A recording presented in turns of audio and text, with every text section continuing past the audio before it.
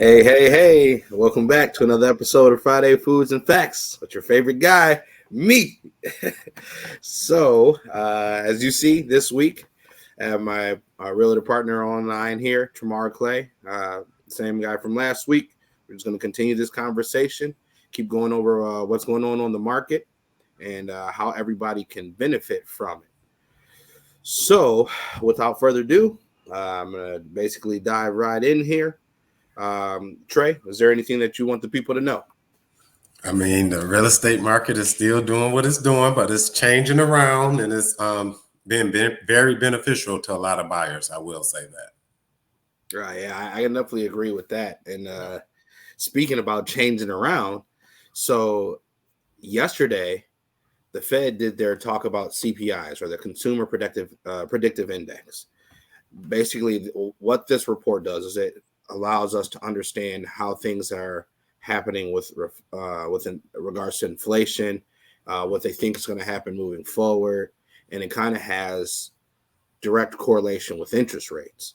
So, with the information that was provided yesterday, the market kind of went a little bit crazy, bonds up and down, so on and so forth. But towards the end of the day, we had a little bit of a rallying back, which what that wound up doing was helping us gain a little bit in the interest rate market. So the gain, so to speak, is that interest rates are coming down a little bit.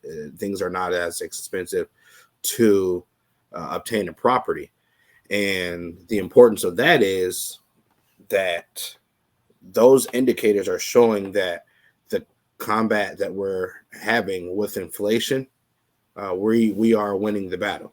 So things are starting to trend in a better direction, which, like I was saying a few weeks ago, I do believe we are going to be in a situation where we're back down into the 4% range, maybe by second quarter next year. We're rolling into this holiday season here, and you always do have what I like to call artificial inflation, because people are spending more money in our economy, buying gifts for holidays and birthdays and so on and so forth. So that always makes us look like we are better off than we actually are. So I'm not going to place too much stock into the reports that come in this last quarter, because I do believe that that information will be made true and corrected come first quarter of next year, which is why I believe that come second quarter of next year, we should really have a better grip on this inflation. Interest rates should come down, and we should be back into a state of normalcy. Okay. To that regard, I kind of wanted to talk about the rent versus buy scenario, and I have some literature here made available for everyone to take a peek at. But in essence, it discusses why it behooves you to buy versus rent. And in today's market, not even just today's market, in the market in general, I'm always of the mindset of buy, because it creates ownership, which then creates more opportunity. What's your take on it, Trey? I agree with you. I always talk to you, even with dealing with new clients, that I think it's cheaper to buy versus to actually rent a property. I mean, renting, you can't do the updates that you want. Renting, you're basically paying somebody else's mortgage at the end of the day. You're putting money in someone else's pocket when you can be creating general wealth for your family and yourself, generational wealth, as I should say, for you and your family. So the advantage of buying is you have more power. Oh yeah.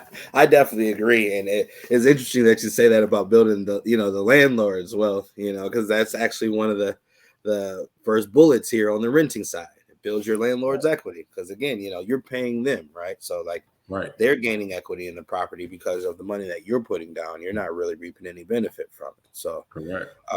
And then, like you said, less freedom to renovate or decorate. That's bullet point number 4. So it's not like we're just making these things up, people. Like these are real things. Like we're trying to relay and bestow upon you some knowledge to give yourself benefit, to create, like Trey was saying, generational wealth. Give Right. yourself opportunities in the future, and your offspring or your family members, give them opportunities in the future, things for them to be able to leverage, to be able to put themselves into a better situation.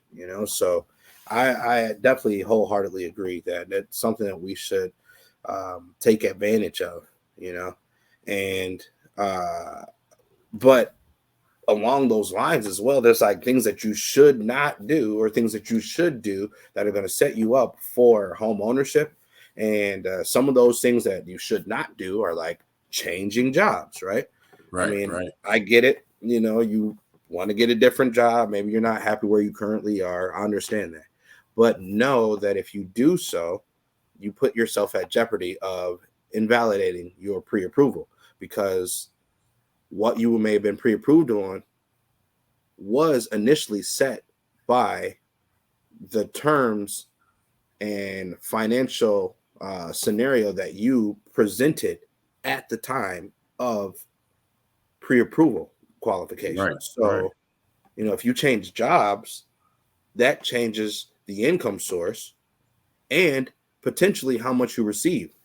More times than not, people, when they change jobs, they do go for a better position, that's going to create more income, so that generally lessens the debt to income ratio. But sometimes people change because it's a quality of life type Right. scenario, like they just can't do what they're doing anymore. Like it's I do killing have them. a question about that job What you change. got? If a person decide to change their job, how long do they have to be on their job to get a pre-approval?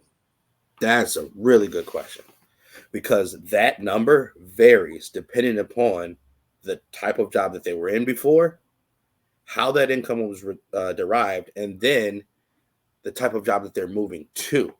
Okay. So, to give an example, if let's say, for instance, you were working at uh, FedEx, and you were there working in the retail facilities, and you're working part time, and then you get prompted by UPS, Right. and they see what you're doing. They like your area, your work ethic, and how long you've been there. So you've shown consistency. Um, so then they approach you about doing the same job, but with UPS instead of FedEx. And then they're going to offer you full time versus part time. Well, typically speaking, we have to show a 2-year work history in order to be able to use that income source. When you're going though from part time to full time, the income then becomes what's called stable, because it's guaranteed that you're going to get at least 35 to at least 40 hours of income. Whereas part time is considered variable because it can range anywhere between 0 to less than 35 hours. And that is going to have a direct effect on how much pay you make every single week. So then the guidelines kick into play to say, well, we have to have a stable form of income. Like we can't, if we're going to have variability, we have to have a 2-year history of that exact variability, meaning Okay. you have to have worked at that part-time employer for 2 years, no gaps, in order to be able to use that income. And then that income is going to be averaged over the 2-year history to create stability as far as what you typically do and what they could reasonably predict that you're going to do in the future. Okay. Now, moving from part-time to full-time, you know, that predictive index becomes a lot less because it's stated that you're going to receive X amount of dollars for a certain amount of hours, and you're going to work at least these many hours, period. Right? So that helps us calculate what it is that you can do, and then we can use that to generate a pre-approval letter. Now that's one scenario. Now let's say another scenario: you were at an employer, FedEx, right, full Right. time, Right. and you're a full time employee there, and you're doing, let's say you're doing logistics, right? Or Right. let's say maybe you're even higher up. Maybe you're in the C-suite, and you're a CEO or CFO or something like that, right? And maybe this is a quality of life change. Maybe you just Right. can't do it anymore. Like the pressure is on you, is just too much, is affecting your health. And so you decide to go into a different industry. Let's say maybe you go into insurance sales. Well, that becomes a major change. And the reason that becomes a major change is because you went from FedEx C suite as a W 2 wage earner employee to insurance. And now in the insurance market, you're an agent and you do sales. Well, yes, you may have a base income, which we can use because it Right. is a base. And we know you're going to receive this, based on either your full time status or it's a salary. But anything above and beyond that you make beyond that point, so if it's a commission or a bonus, unless you have a 2 year history of receiving such types of income, that income becomes unusable. So, as a C suite employee, odds are you probably are not receiving commissions because that's not what you do. Like your job Right. was to help the company function. Now you've moved into a position where you're receiving commissions, though you may be extremely good at your job. And let's say maybe the commissions that you have earned over the first year of doing this equal out the amount of money that you made as a C suite employee. I can't use that funds. I can only use your base salary or your base Yeah. hourly income versus the hours that you've worked because you don't have a history of that type of income. So that commission or bonus or anything like that is considered variable income, which then reverts back to what we said, a few minutes ago. You have to have a 2 year history of that in order for me able to be able to use it. And then I have to have a 2 year average of that income. So if you made $200,000 in your first year and $200,000 in your second year, well, then yeah, the 2 year average will come out to $200,000.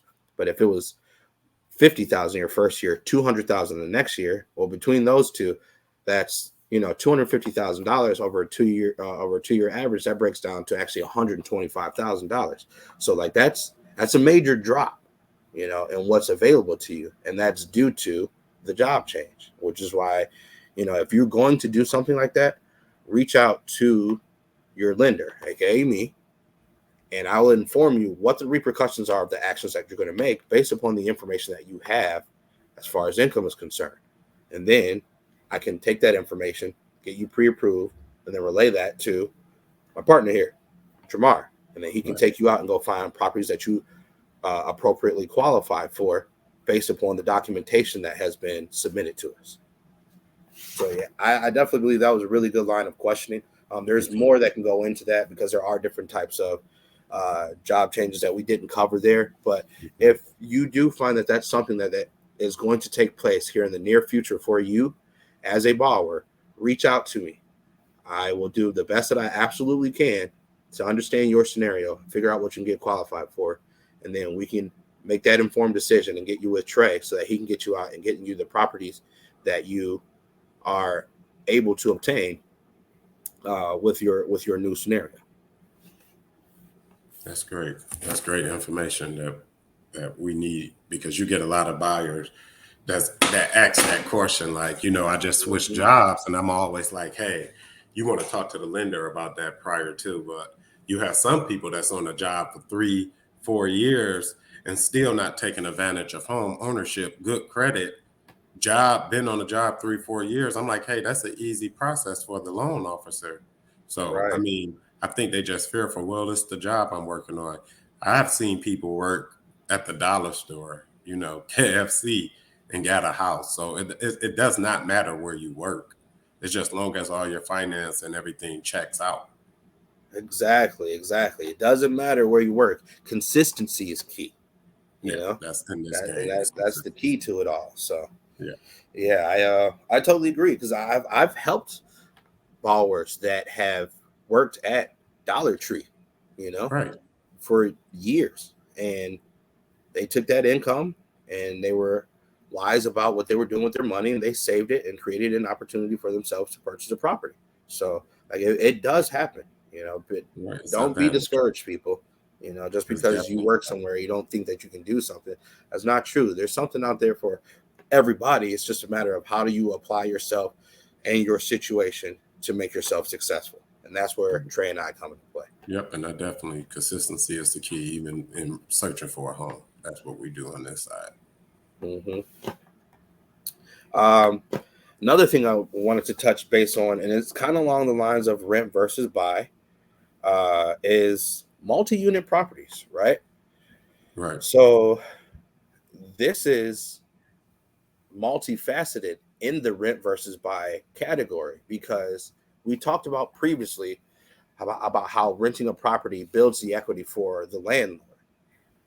But in multi-unit situations, you can actually obtain the property, live in one of the units, and rent out the other units for income. So, like in the flyer that you're seeing here, uh, the buyer would buy the property, and they would live in the property below, and then they would rent out the property above and charge rent appropriately to what's proportional in the area. And we know the cost of rent right now is high. That's Yeah, you, that's that's me, that's that's the thing. too, People right? people not realizing that, okay, yeah, the market has did a change, but the market has changed, sellers, buyers, and renters. Right. Landlords are now making a killing off of rent right now. Mm-hmm.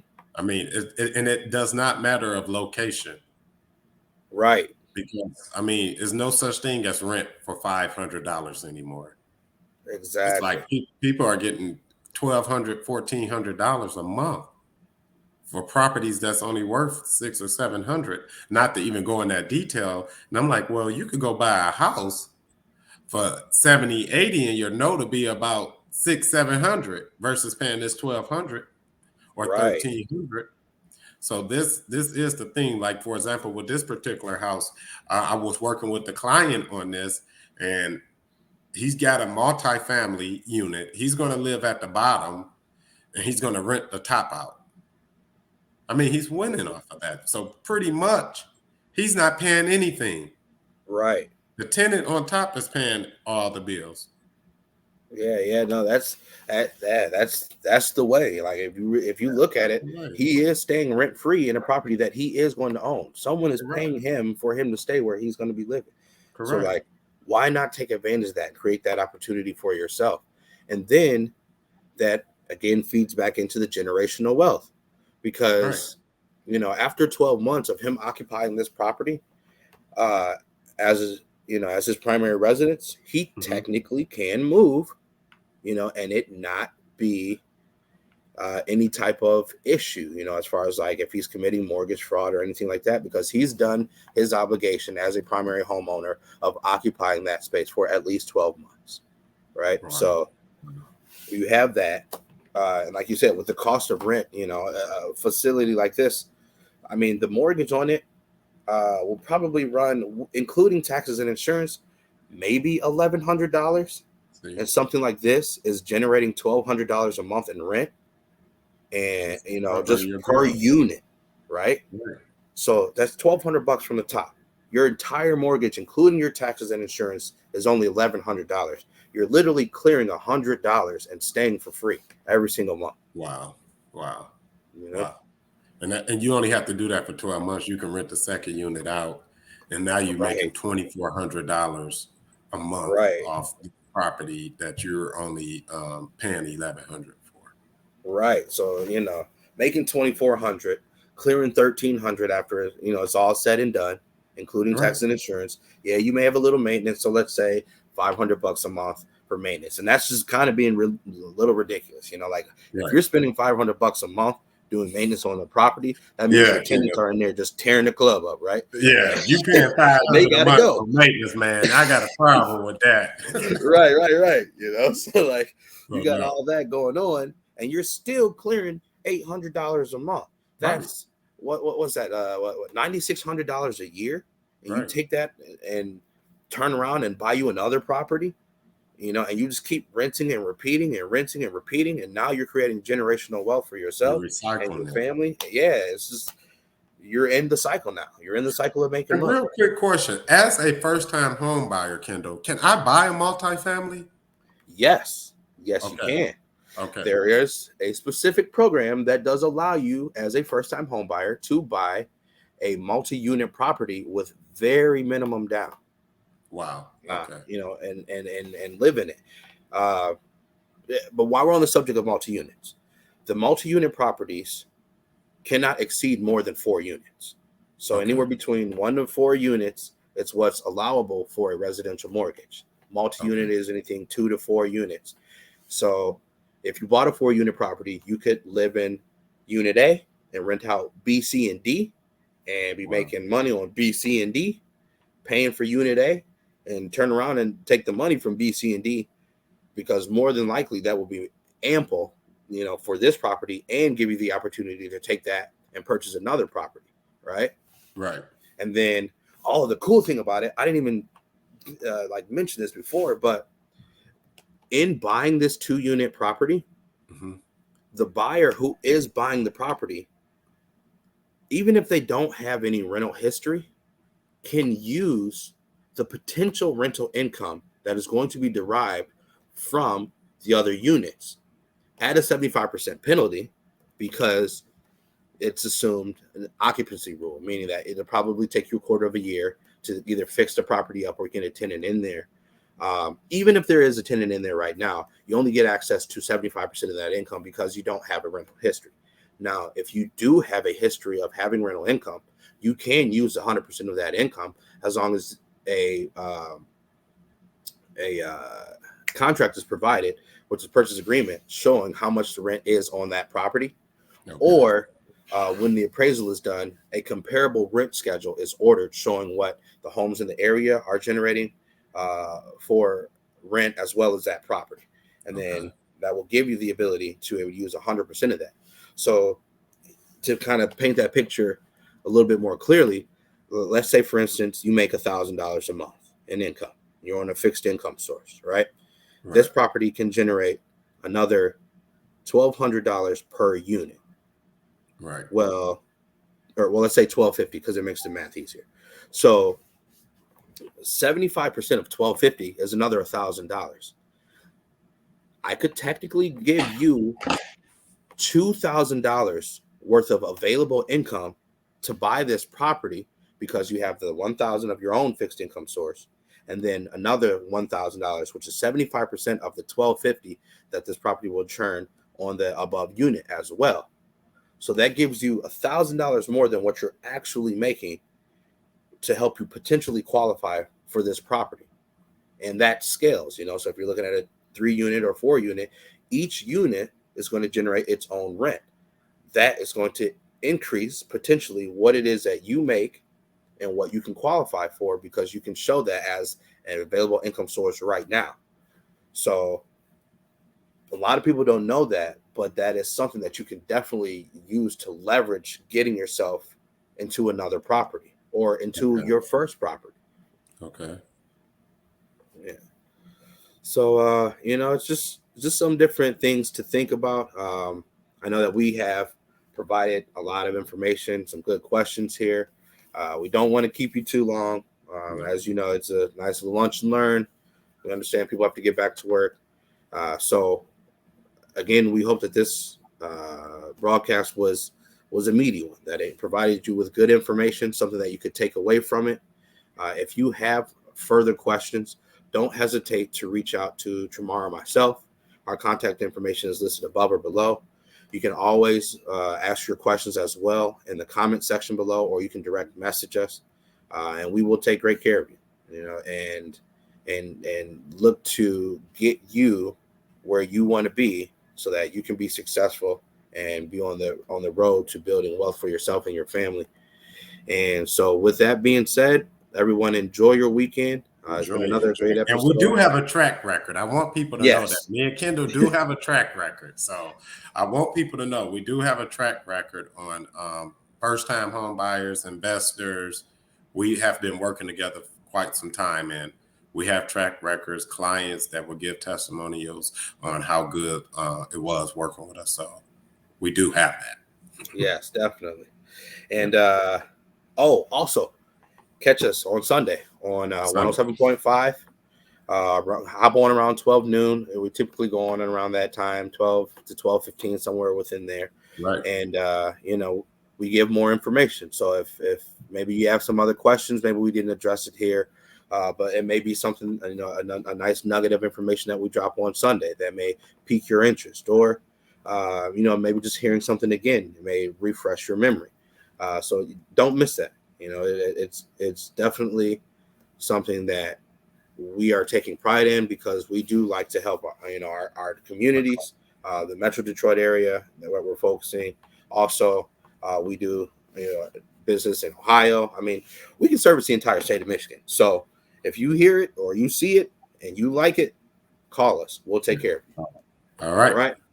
Have a Well, good one. everybody have a great weekend. Thanks again for joining us, and I hope it's been a good informational session. Again, contact information is listed above or below. You'll be able to replay this video as often as you like. You can share it with family and friends, anybody that you know that's in the market to obtain a property, or even if they just they're on the fence about it, have them give us a call. We can see what's available, see how we can help them out. But other than that, you have a great weekend, and it's been another episode of Friday Foods and Facts, and enjoy. Enjoy. I'll All right. see you next week.